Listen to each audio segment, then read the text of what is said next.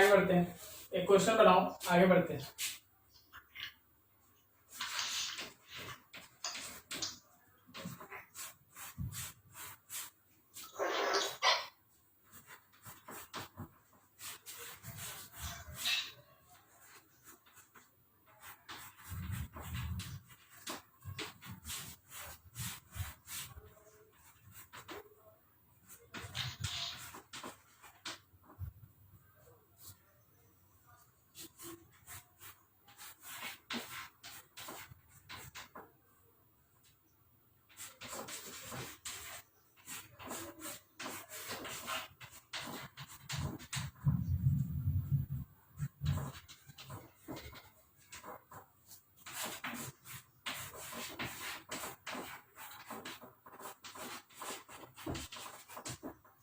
तुम्हारे पास ये कुछ एसिड्स दिया है, 1 है, ये 2 है, ये 3 है, ये 4 है, ये वाटर है 5, ये 6 और ये 7। चलो इसको के डिक्रीजिंग ऑर्डर में अरेंज करो, के ऑर्डर में इसको अरेंज करो।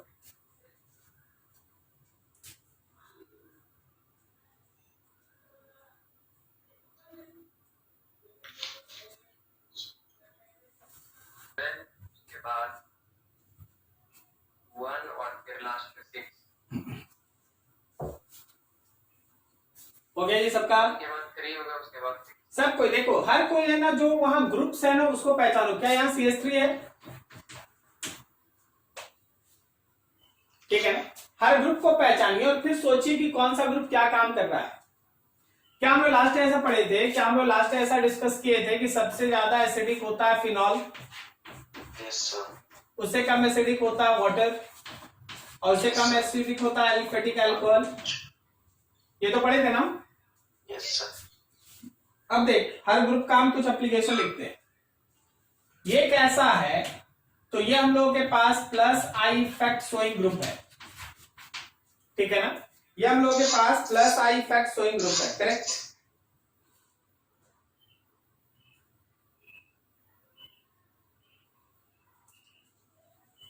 Plus I effect showing group है, इलेक्ट्रॉन को पुश करेगा।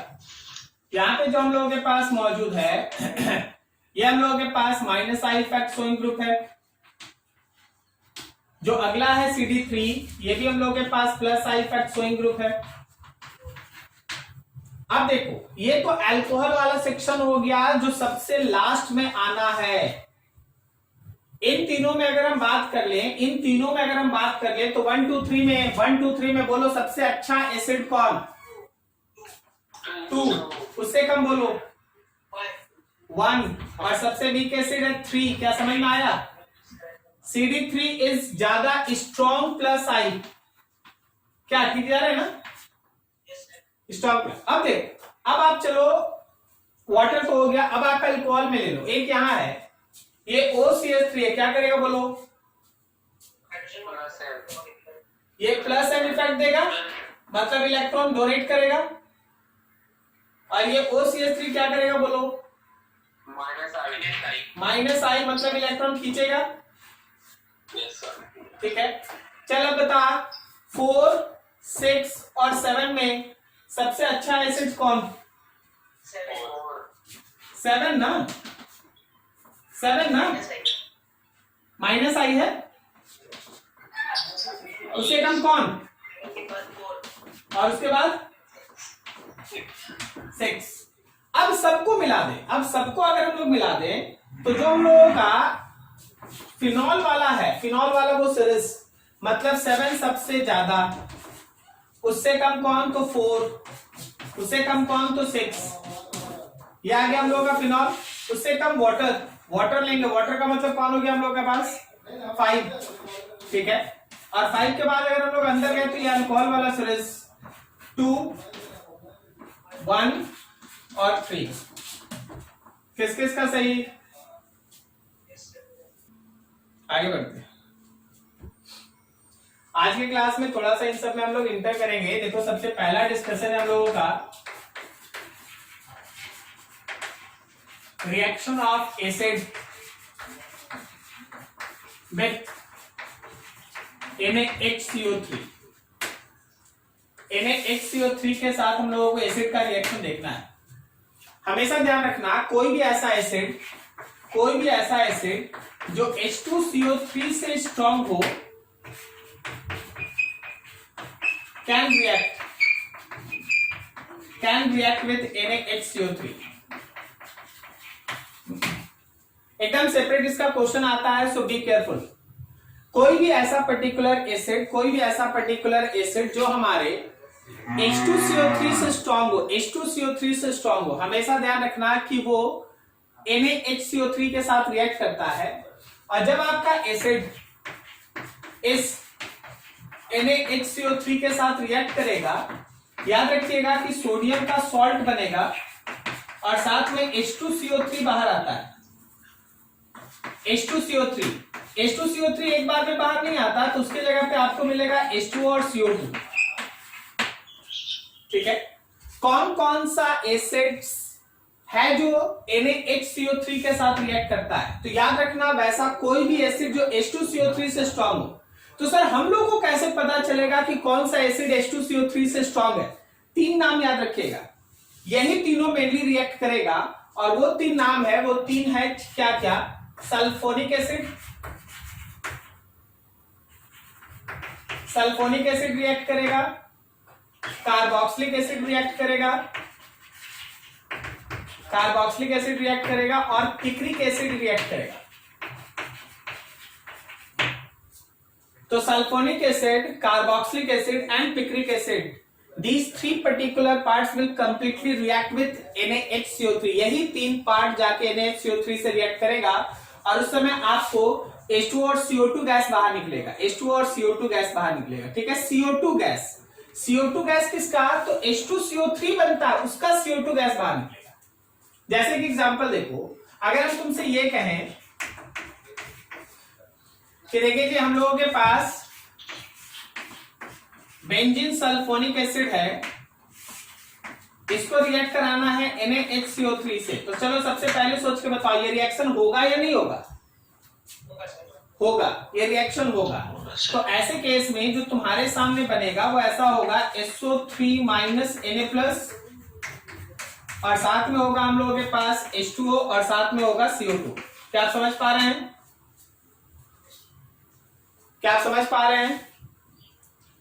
Yes, sir. ठीक है, तो ऐसे केस में है ना, रिएक्शन ये चलता है ना।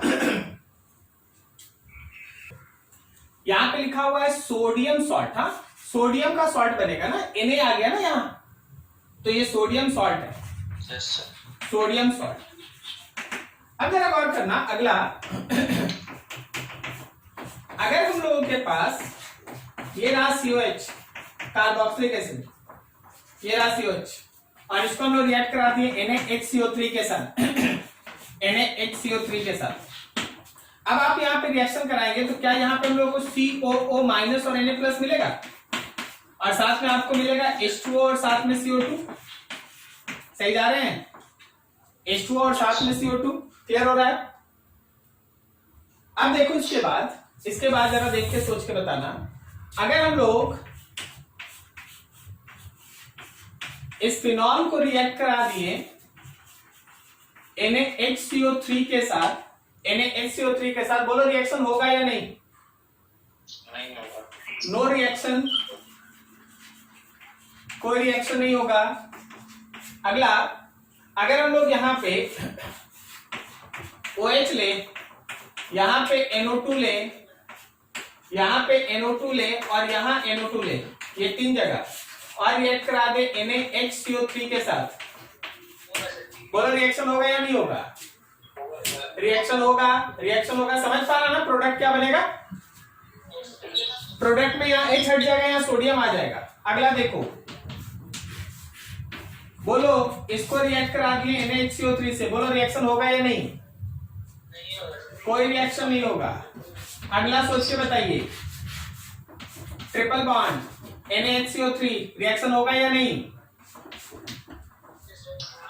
कोई रिएक्शन नहीं होगा। एल्काइन, भले एल्काइन इज एसिडिक, एल्काइन तो एसिडिक होता है ना, terminal hydrogen, but it does not react with NaHCO3 because that acidic hydrogen is not so much acidic, so that it can react with NaCO3.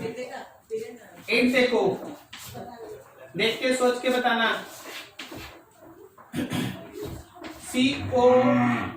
C double bond O bond H, बोलो NaCO3 के साथ reaction होगा या नहीं?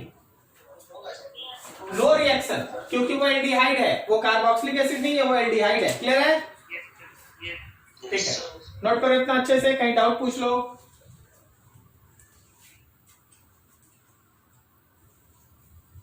Fourth का product कैसे बनाएंगे? क्या? वाह, एक तो छोड़े उसी में दिक्कत। वो नहीं हो जाएगा रे। अरे यार ये H हट के यहाँ क्या किया था? इन सब में क्या किया था बताओ? किसका? O माइनस Na प्लस, ये NO2, यहाँ पे NO2 और ये NO2। चलिए फिर से एक बार स्क्रीनशॉट ले लीजिए। क्वेश्चन ऐसा है,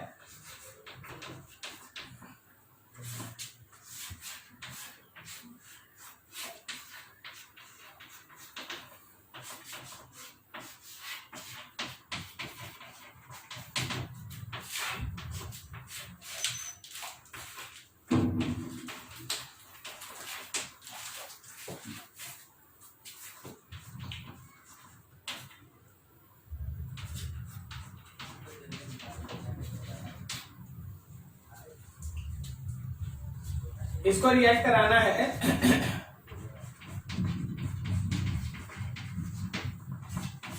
x gram equivalent of NaHCO3 के साथ, x gram equivalent of NaHCO3 के साथ। तो यहाँ पे जो भी आपको पास मिलता है y moles of CO2 plus z moles of SO2। तुमको बताना है x, y और z का नंबर। चलो बताओ, x, y और z का नंबर बताना तुम।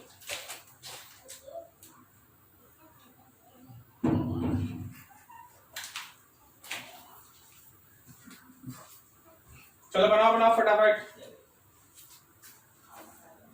Sir y is equal to 2 होगा, z इज इक्वल टू 1 होगा और x इज इक्वल टू 3 होगा।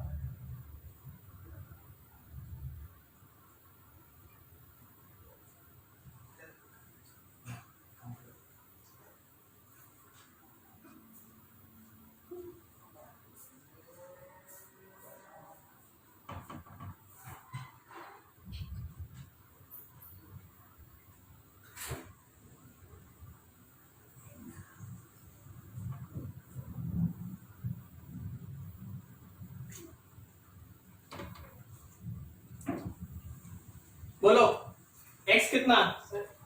x 3, x कितना? 2 सॉरी सर 2, x 2 है, y कितना? 1 y2 2 z कितना? 1 0। SO2 गैस कैसे निकलेगा यार? यहाँ भी तुम्हारा H हट जाएगा, वहां Na प्लस आ जाएगा, यहाँ भी H हट जाएगा, वहां Na प्लस आ जाएगा, और Na प्लस निकल गया H2CO3 से, इससे तो हमेशा CO2 ही ना आएगा। SO2 कहां से निकल जाएगा? ये मिस कॉन्सेप्ट है स्टूडेंट्स को। किसी को लगता है कि ये SO2 फॉर्म में निकलता है। अरे यार ये तो निकलता ही नहीं है, वो तो SO3 माइनस Na प्लस के फॉर्म में रह जाता है। क्या समझ में आ रहा है बात? Yes sir. ठीक है, तो यहाँ देख, एक ये हाइड्रोजन और एक ये हाइड्रोजन, दो हाइड्रोजन के लिए x का वैल्यू हो गया हम लोगों का 2 ग्राम इक्विवेलेंट, और जो CO2 निकलेगा वो भी 2 मोल निकलेगा, और SO2 जो है वो नहीं निकलेगा, मतलब 0, z का वैल्यू 0। किस किस का सही समझ में आया? मेरा सर। ठीक है, सबको आया समझ में? Yes sir. चलो बढ़िया, ठीक। चलो अभी देखो, एक दूसरा टर्म इसमें अराइज होता है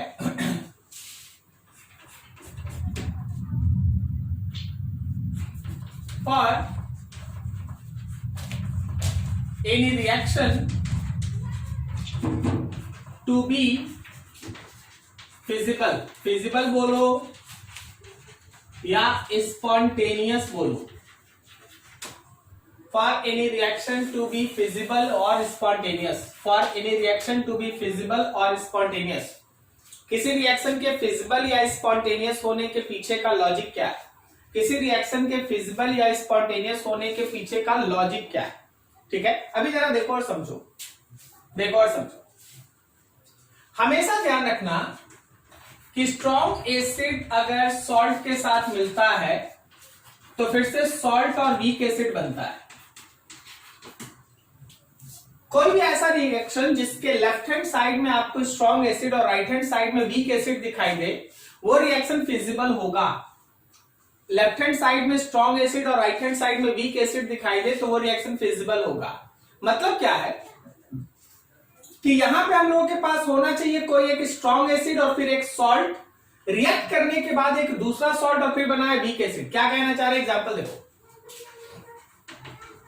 अगर हम तुमसे ये कह दें कि क्या phenol CH triple bond C minus Na+ के साथ रिएक्ट करके सोडियम फिनॉक्साइड और CH ट्रिपल बॉन्ड CH बनाएगा या नहीं। सपोज तुमसे पूछा गया whether that particular reaction is spontaneous or not, खुद ब खुद होगा या नहीं होगा। तो तुम्हारा काम क्या है, देख ये एक एसिड है और ये एक एसिड है, सही है ना। अब बताएं दोनों में स्ट्रॉन्ग एसिड कौन है और ये वीक हो गया। तो क्या ये मेरे ऊपर बताए गए सीक्वेंस में सेट होता है, strong acid salt, weak acid and salt. So this reaction is feasible, ये रिएक्शन होगा। क्या आप समझ पा रहे हैं? दूसरा देखो,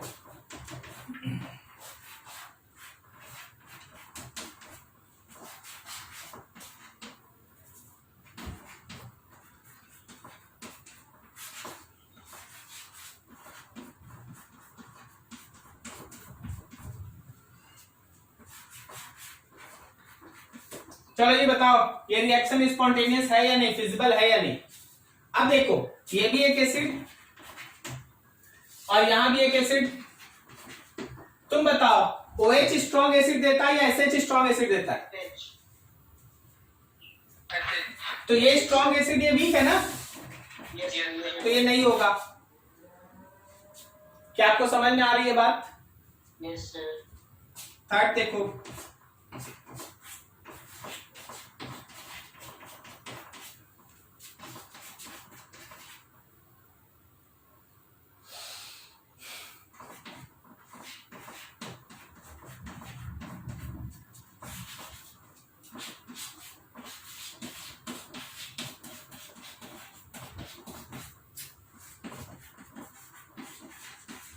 बोलो फिजिबल है या नहीं? नहीं है सर। क्यों नहीं है? सर एसिडिक एसिड ज्यादा मतलब ये होगा, स्ट्रांग होगा फिनॉल से। ये भी मेरा एसिड और ये भी मेरे पास एसिड, ठीक है। बता फिनॉल और acetic acid which is stronger acid? Acidic. Acetic acid is stronger acid than phenol, weak acid.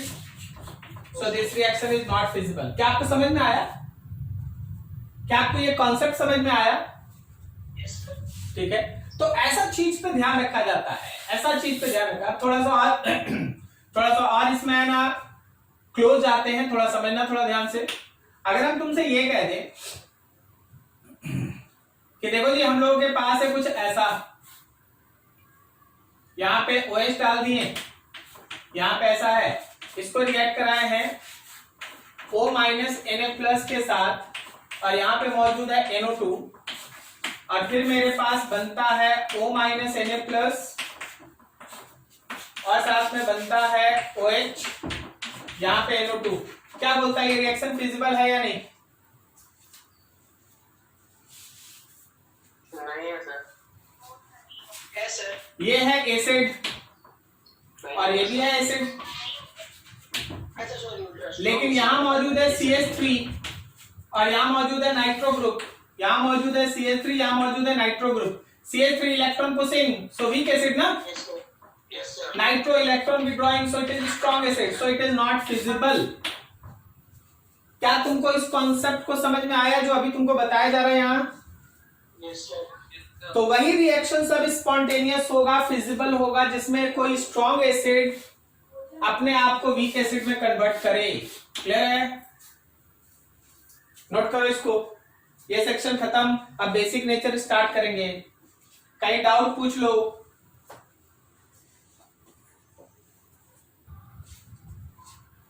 चलो ये सब था जी एसिडिक नेचर में, इतना को दिमाग में रखिएगा। एसिड का जो क्वेश्चन बनाना है बनाइए, जो बुक फॉलो करना है एसिड का बेस नहीं, बेस टच मत करना, अभी एसिड पढ़ा है।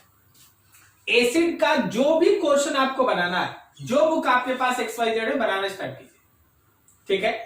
बाकी अब बेस पे जाते हैं, बेसिक नेचर के बारे में कुछ सीखते हैं। बेसिक नेचर,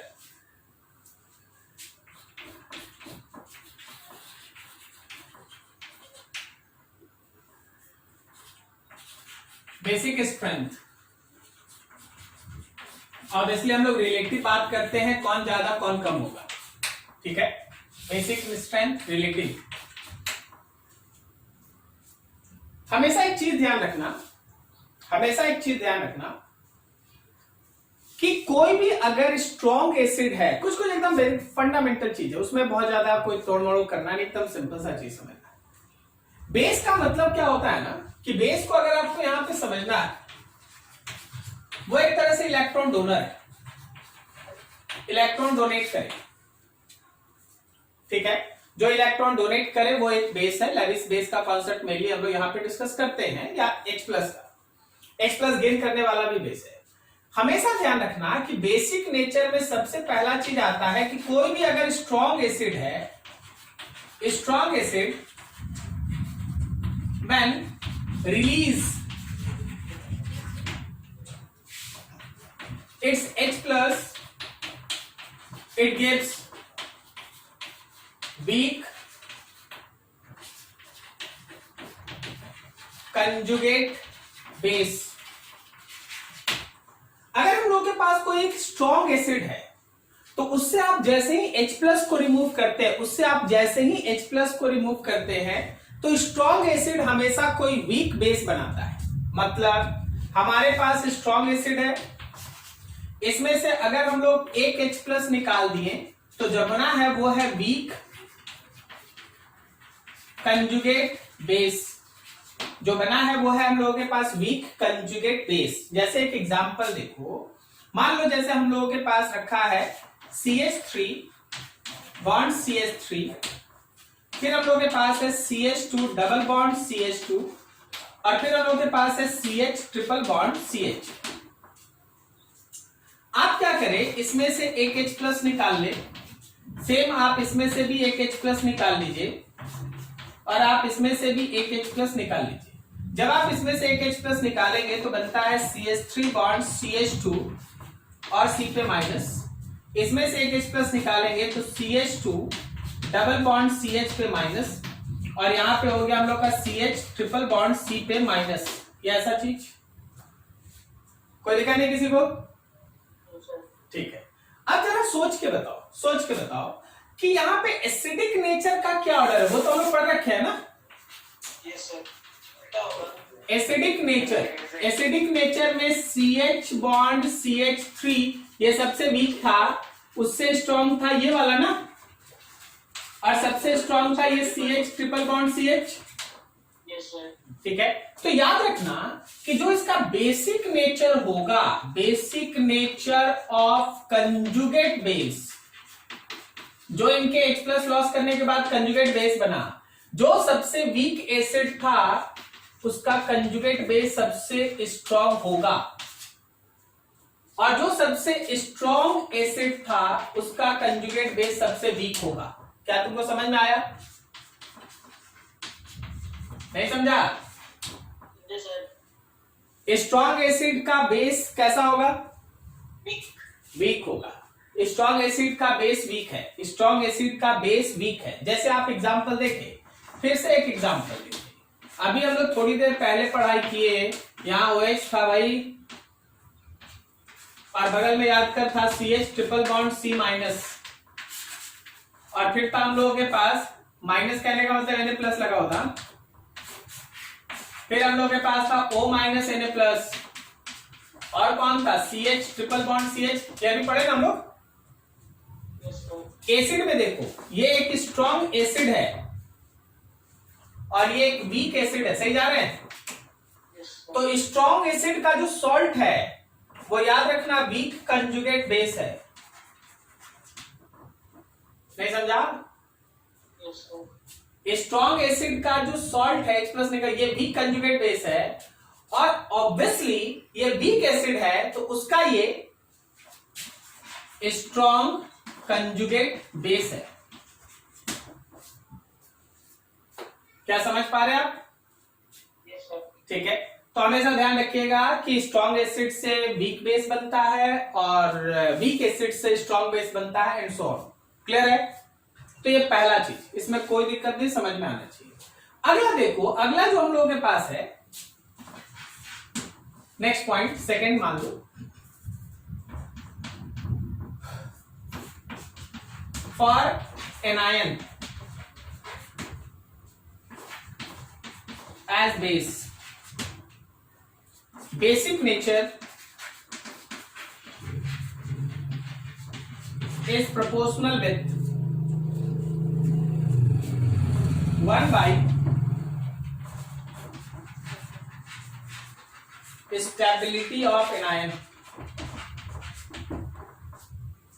कभी भी अगर कोई एनायन ज्यादा स्टेबल हो गया, कोई एनायन किसी भी वजह से अगर ज्यादा स्टेबल हो गया, तो याद रखना कि उसका बेसिक नेचर कम होता है। ठीक है, basic nature is proportional with 1 by stability, 1 by stability. जैसे आप देखे और कुछ समझे, जैसे आप देखे और कुछ समझे। मान लो जैसे हम तुम्हारे सामने ऐसा रखते हैं कुछ कि हम लोगों के पास इन पीरियड, आप एक पीरियड में बात करें, याद कीजिए आपको पढ़ाया गया था CH4 पढ़े हैं आप, NH3 पढ़े हैं आप, H2O पढ़े हैं आप, और आप HF पढ़े हैं। सब में से आप एक एक H प्लस निकाल लीजिए, सब में से आप एक एक H प्लस निकाल लीजिए, H plus, H plus, H plus और H प्लस, ये सब में से आप एक एक H प्लस निकाल लीजिए। ओके, जब आप एक एक H प्लस इसमें से रिमूव करते हैं तो यहां बन गया हम लोगों के पास CH3 माइनस, यहां बन गया हम लोगों के पास NH2 माइनस, यहां बन गया हम लोगों के पास HO माइनस, और यहां बन गया F माइनस। क्या आपको याद है इलेक्ट्रोनेगेटिविटी के बेसिस पे हम लोग एनायन का स्टेबिलिटी डिसाइड करते हैं? किसी पीरियड में इलेक्ट्रोनेगेटिविटी के बेसिस पे हम लोग एनायन का स्टेबिलिटी डिसाइड करते हैं, आपको याद है? तो लेफ्ट से राइट की तरफ इलेक्ट्रोनेगेटिविटी इंक्रीजेस, स्टेबिलिटी इंक्रीजेस ना, स्टेबिलिटी इंक्रीजेस। तो क्या बोलता है, थोड़ा यहां देख लो, जगह नहीं है, समझ के बताओ। बेसिक नेचर सबसे ज्यादा किसका? CH3 माइनस, उसके बाद किसका? उसके बाद किसका? और सबसे कम कौन? क्या ये लाइन समझ में आया? जितना ज्यादा स्टेबिलिटी होगा एनायन का, उसका बेसिक नेचर उतना ही कम होगा। कोई भी अगर स्ट्रॉन्ग एसिड होगा तो उसका बेस कैसा होगा? वीक होगा। ठीक है, चलो इतना नोट करो, फिर और आगे एग्जांपल में और जाते हैं। नोट करो बढ़िया से, समझ के। हाँ,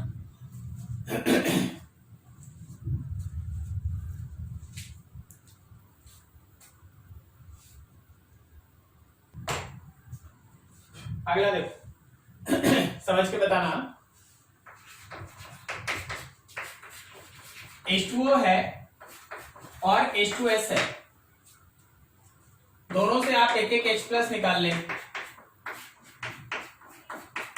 तो हम लोग के पास है HO माइनस और हम लोग के पास है S माइनस। एसिडिक नेचर में H2O और HS में कौन स्ट्रॉन्ग? H2S। तो बेसिक नेचर में OH माइनस और HS माइनस कौन strong? OH minus. Strong acid का वीक बेस, वीक एसिड का स्ट्रॉन्ग बेस। क्या समझ में आया? Yes sir. ठीक है ना। अगला एग्जांपल देख के बताना आप।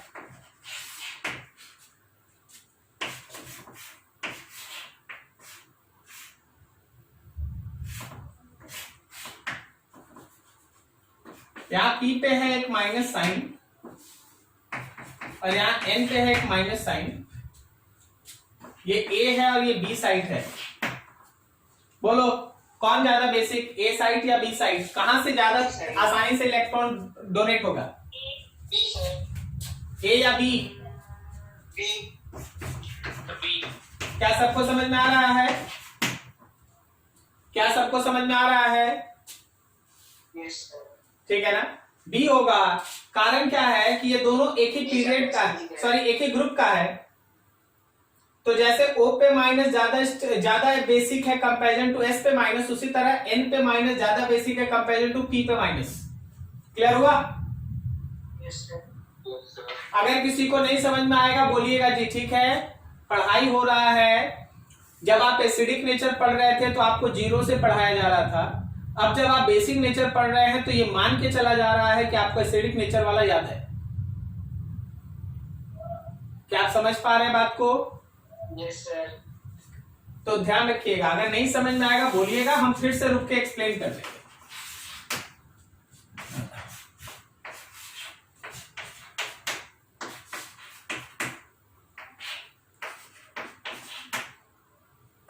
A, B, C तीन साइड। चलो सेलेक्ट करो basic nature, K B value. Sir B C B A. सबसे स्ट्रॉन्ग कौन?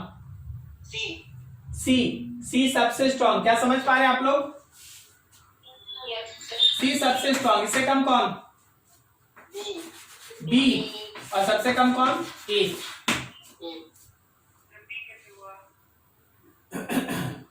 अच्छा दो को अलग से लिखते, दो को अलग से लिखते भाई। NH2 माइनस अभी लिखे थे, अभी रफ किए हैं। NH2 माइनस था और OH माइनस था, कौन स्ट्रॉन्ग बेस था? NH2 minus. जिनका डाउट है वो ध्यान दीजिएगा, करेक्ट है ना? Yes sir. ठीक है ना। अभी यहाँ पे एगो H लिखना चाहिए था हमको, NH। अब जरा गौर करना, हम लिखे अभी यहाँ देख लेफ्ट हैंड साइड में देख ले, OH माइनस है और SH माइनस लिखे हैं। बोल कौन ज्यादा बेसिक, कौन ज्यादा बेसिक था? OH minus. अब देख N जो है वो O से बड़ा है और O S से बड़ा है। N जो है वो O से बड़ा है और O S से बड़ा है, तो इसका मतलब यही ना हुआ कि NH2 minus is stronger comparison to OH minus and OH minus is stronger comparison to SH minus. क्या आप समझ पा रहे हैं? वही चीज यहां लिखा हो, ठीक है। देखो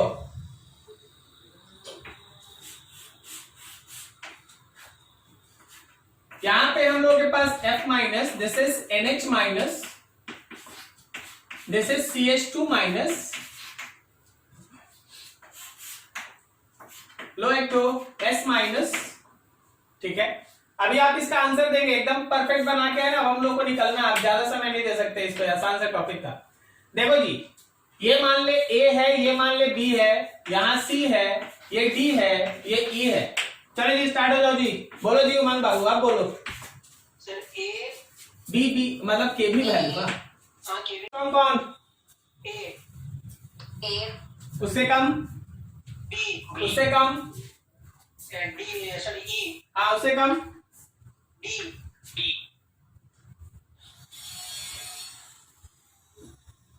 S सर S ज्यादा स्ट्रॉन्ग। हाँ। और F is highly electronegative also ना। Yes sir.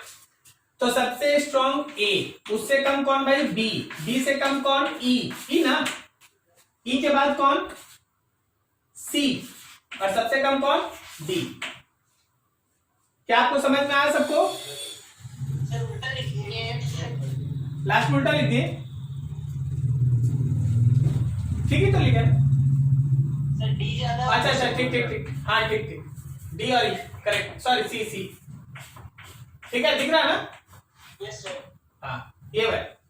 तो बेसिक नेचर का फंडामेंटल टर्म तुमको हम बस यही सिखा रहे हैं अभी, कि जो अभी तक आप एसिडिक नेचर पढ़े ना उससे डिराइव करके निकाल लीजिए। और पता है इतना ही बोल के ना आप इस सेक्शन में बहुत जगह बोला जाता है कि हाँ खत्म हो गया, अब आप पढ़ लीजिएगा अपने से, लेकिन नहीं, अभी कहानी स्टार्ट भी अच्छे से नहीं हुई। ये तो कुछ ऐसा था जो एसिड से डिराइव होके निकला, लेकिन बेस का जो सबसे बड़ा सेक्शन होता है वो होता है नाइट्रोजीनियस कंपाउंड्स।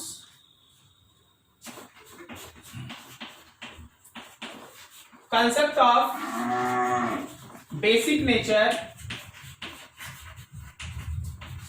of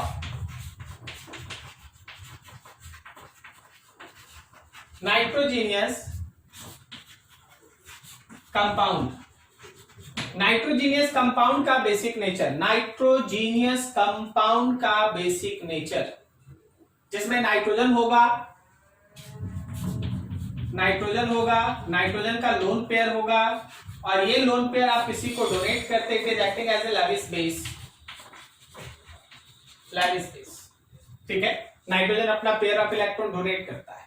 वैसे तो इसका डिटेल है और लगभग आप 2 दिन यही पढ़ने वाले हैं, लेकिन हम आपको उस 2 दिन में आप क्या पढ़िएगा हम उसका एक फंडामेंटल थीम आज आपके सामने बना देते हैं। जरा सुनिएगा, इसका जो बेसिक नेचर है वो सबसे ज्यादा इंपॉर्टेंट होता है ग्वानिडीन में। ग्वानिडीन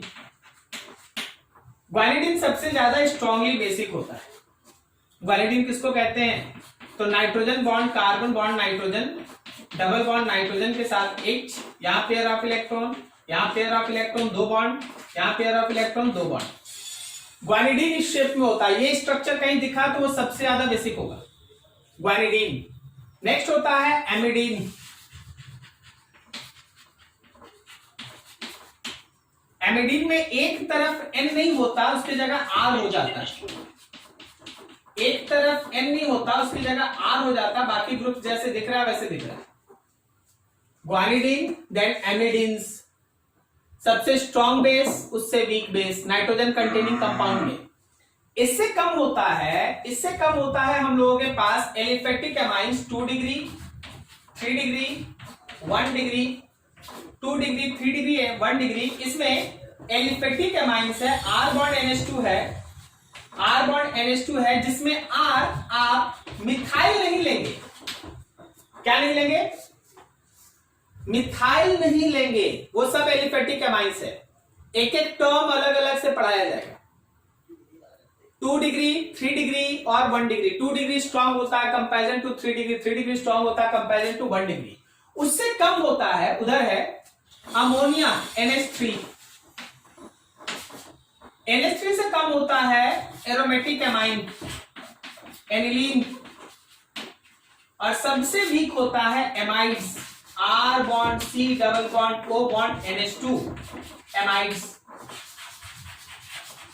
सबसे वीक। ये आपके पास वो ऑर्डर है बेसिक नेचर का जो आप अगले कुछ क्लासेस में है ना डिस्कस करने वाले हैं। सबसे स्ट्रॉन्ग बेस ग्वानिडीन, देन एमिडीन, उसके बाद 2 degree, 3 degree, 1 degree. This is called aliphatic amines, aliphatic amine, ये एलिफेटिक एमाइन है। उससे कम अमोनिया, अमोनिया से कम एरोमेटिक एमाइन, एरोमेटिक एमाइन से भी कम एमाइड्स, जिसमें CO NH2। यहां तक नोट करो, फिर एक एक करके एक्सप्लेन करना स्टार्ट करते हैं। नोट करो यहां तक।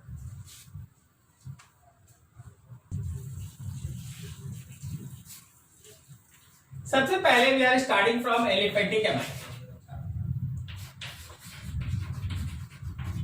Basic nature of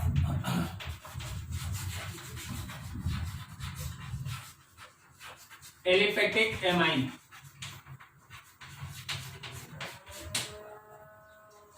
aliphatic amine में R के साथ ऐसे अगर जोड़ा तो ये कहलाया 1 डिग्री एमाइन। इसको आप 1 डिग्री एमाइन कहते हैं। अगर इस N के साथ 2 R ग्रुप अटैच्ड है तो ये 2 डिग्री एमाइन है। अगर यहां पे 3 ग्रुप अटैच्ड है तो ये 3 डिग्री एमाइन है। तो डिग्री ऑफ एमाइन आपको क्लियर हो गया होगा। और अमोनिया ऑब्वियसली आप जानते हैं, अमोनिया का मतलब हो गया nitrogen, 3 hydrogen, hydrogen hydrogen hydrogen, and this is ammonia. ठीक है, ऐसा कुछ ऐसे रहा, क्लियर है। अब देखो, जब आप गैसियस फेज में लेते हैं ना, सबसे पहला in gaseous phase, gaseous phase में एकदम सिंपल सा लॉजिक रखना कि जो हम लोगों के पास 3 डिग्री एमाइन है, उसमें तीनों अल्काइल ग्रुप इलेक्ट्रॉन को पुश करता है। बहुत अच्छे से आराम से समझिएगा, गैसियस फेज में अलग तरह से डिस्कशन है और लिक्विड में अलग तरह से डिस्कशन है। तो जो जहां डिस्कशन है उसको वहीं रखना।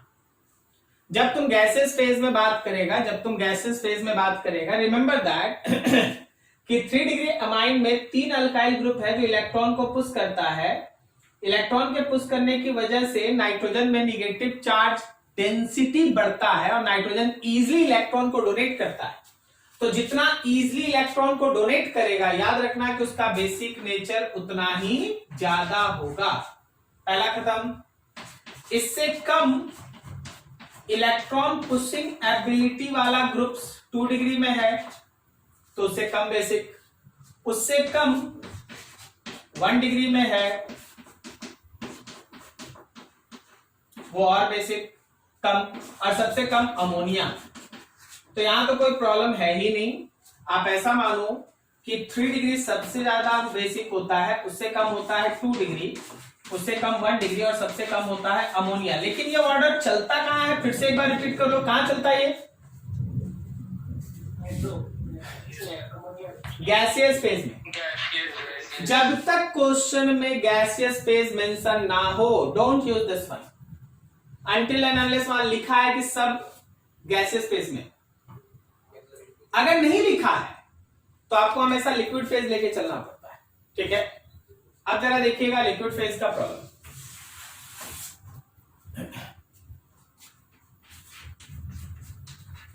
इन लिक्विड फेज 2-3 फैक्टर है जो इफ एंड बट क्रिएट करता है। मतलब किसी एक के थ्रू जाइएगा तो 3 डिग्री ज्यादा, किसी दूसरे के थ्रू जाइएगा तो 1 डिग्री ज्यादा।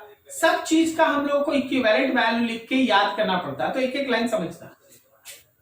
इन लिक्विड फेज, पहला यूजिंग आई इफेक्ट। अगर आप आई इफेक्ट लेते हैं तो आप देख चुके हैं कि R3N is more basic comparison to R2NH, comparison to RNH2, comparison to NH3. Basic nature decreases ऐसा माना जाता है। अभी आप देख चुके हैं लेफ्ट हैंड साइड में। ठीक है, लेकिन जब आप लिक्विड का बात करते हैं तो एक और फैक्टर है जो उल्टा रोल प्ले करता है, and that is solvation of cation. Logic समझना इसके पीछे, बाई वाटर या फिर सॉल्वेंट, जो भी सॉल्वेंट रहेगा उससे या वाटर से। समझना, मान लीजिए जैसे हम लोगों के पास, सपोज हम लोगों के पास ये कोई एक एमाइन है, इसको जब आप हाइड्रोजन से रिएक्ट कराते हैं तो हाइड्रोजन अपना पेयर ऑफ इलेक्ट्रॉन, नाइट्रोजन अपना पेयर ऑफ इलेक्ट्रॉन इस H को देता है, और आपके पास इस तरह का नाइट्रोजन पे प्लस आता है। ठीक है, नाइट्रोजन पे प्लस आता है। जो मेरे पास नाइट्रोजन पे प्लस आया है उसको हम लोग केटायन कहते हैं। वो आपका केटायन हो गया, ये आपका केटायन बन गया। अब ध्यान रखना कि जो हम लोगों के पास केटायन बना है, यहां आराम से समझो, उस केटायन के साथ चारों तरफ से वाटर मॉलिक्यूल का जो ऑक्सीजन है जो निगेटिव होता है, वाटर मॉलिक्यूल का जो ऑक्सीजन है निगेटिव होता है, वो चारों तरफ से चाहता है उस केटायन के साथ बंधना। ये वाटर मॉलिक्यूल का जो ऑक्सीजन है वो चारों तरफ से चाहता है इस पर्टिकुलर केटायन के साथ एक तरह से बॉन्ड का बनाना। इसी को हम लोग कहते हैं सॉल्वेशन, और वाटर है तो आप हाइड्रेशन भी कहते हैं या फिर हाइड्रेशन, सॉल्वेशन या हाइड्रेशन, ठीक है ना। ये चीज ध्यान रखना कि नाइट्रोजन के पास जितना ज्यादा ग्रुप्स होगा, ये सब ग्रुप्स याद रखना, वाटर को इसके साथ बॉन्ड बनाने में उतना ही प्रॉब्लम होगा। फिर से सुनो, नाइट्रोजन के पास जितना ज्यादा भीड़ भाड़ होगा, स्टेरिक हिंड्रेंस होगा, वाटर मॉलिक्यूल को उतना ही प्रॉब्लम होगा उस केटायन को सॉल्वेट करने में, उस केटायन को हाइड्रेट करने में। Higher the steric hindrance for water molecule, less will be stability of cation, so less will be basic nature। फिर से सुनो और समझो ध्यान से। Higher the steric hindrance around nitrogen, less will be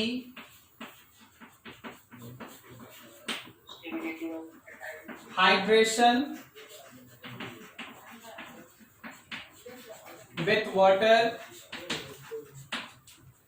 जगह नहीं, इधर लिखते हैं less will be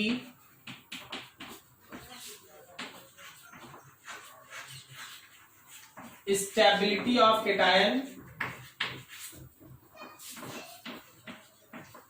less will be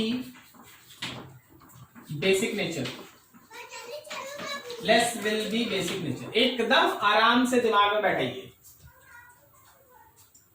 nitrogen जब अपना पेयर ऑफ इलेक्ट्रॉन H को देगा तो केटायन बन जाएगा, वो केटायन बन जाएगा।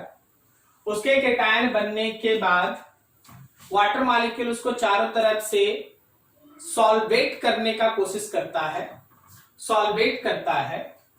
सॉल्वेशन जितना ज्यादा होता है, केटायन का स्टेबिलिटी बढ़ता है, बेसिक नेचर बढ़ता है। तो अब इसका रिवर्स, सॉल्वेशन को कम कौन कर सकता है? वो है नाइट्रोजन के अराउंड का स्टेरिक हिंड्रेंस। नाइट्रोजन के अराउंड में जितना ही कम होगा, बेसिक नेचर उतना ही कम होगा। ठीक है, नोट करो यहां तक, फिर और आगे बढ़ते हैं।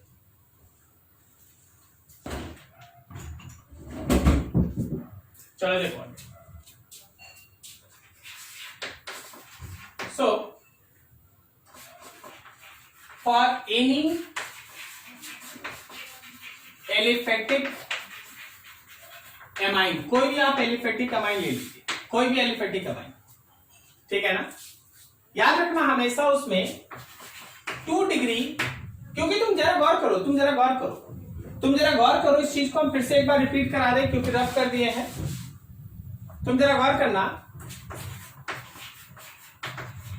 आई इफेक्ट के हिसाब से 3 डिग्री ज्यादा था, 2 डिग्री, 1 डिग्री और अमोनिया था, सही है ना। और स्टेरिक हिंड्रेंस टू वाटर, क्या ये लाइन समझ में आया? क्या लिखे हैं? Yes sir. ये लिखे हैं स्टेरिक हिंड्रेंस, बार बार यूज होगा।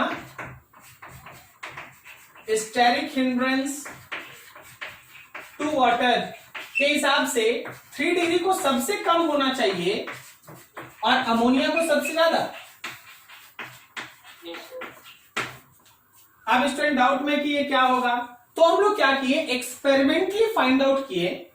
सो फाइनल ऑर्डर, जो फाइनल ऑर्डर आपको दिमाग में हर क्वेश्चन के लिए रखना है वो ये है कि 2 डिग्री सबसे ज्यादा, उससे कम 3 डिग्री, उससे कम 1 डिग्री और सबसे कम अमोनिया। कब फॉर एनी एलिफेटिक एमाइन, कोई भी एलिफेटिक एमाइन ले लीजिए, यही ऑर्डर चलेगा, एक्सेप्ट मिथाइल एमाइन, केवल मिथाइल एमाइन को छोड़ के। तो सर फिर मिथाइल एमाइन में क्या चलता है? मिथाइल एमाइन में चलता है 213। मिथाइल एमाइन में 213 और बाकी सब में 231, 231, ठीक है ना। बाकी सब में 231, मिथाइल में 213, 213, 231, 213 भूल जाना, लेकिन 231 कभी मत भूलना, ठीक है ना। 231 इज ऑर्डर। सर इसका मतलब बताइए, थोड़ा इसका समझाइए। एक एग्जांपल,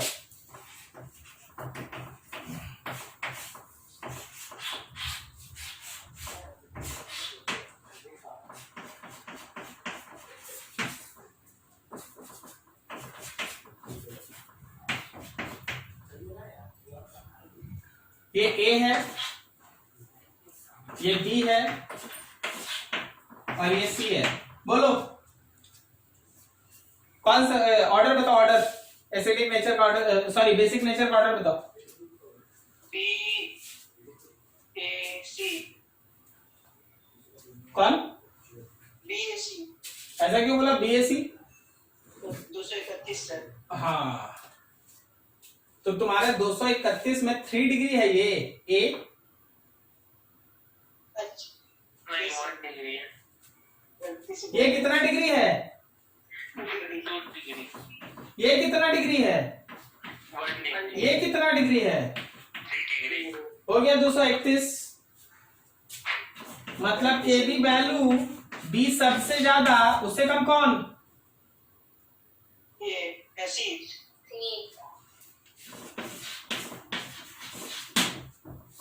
क्वेश्चन ऐसे रहता है, समझ में आया?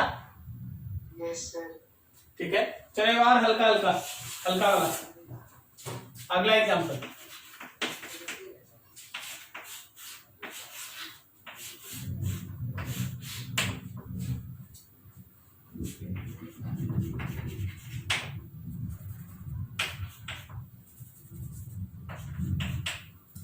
ये नाइट्रोजन वाला देख लिया, ठीक है ना। नाइट्रोजन पे माइनस आना तुम समझता ही है बाकी बात। अब तुम जरा गौर करो, अगर यहां पे मेरे पास O पे भी माइनस है,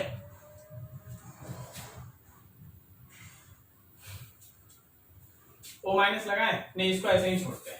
एक और हम डालना चाहते हैं, यहाँ पे नाइट्रोजन है, यहाँ डबल बॉन्ड है, यहाँ नाइट्रोजन है, यहाँ डबल बॉन्ड है, ठीक है।